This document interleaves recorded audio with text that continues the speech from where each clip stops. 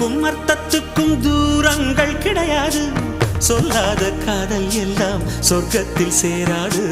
எண்ணிக்கை தீர்ந்தாலும் முத்தங்கள் தீராது. எண்ணிக்கை பார்த்தாலே முத்தங்கள் ஆகாது.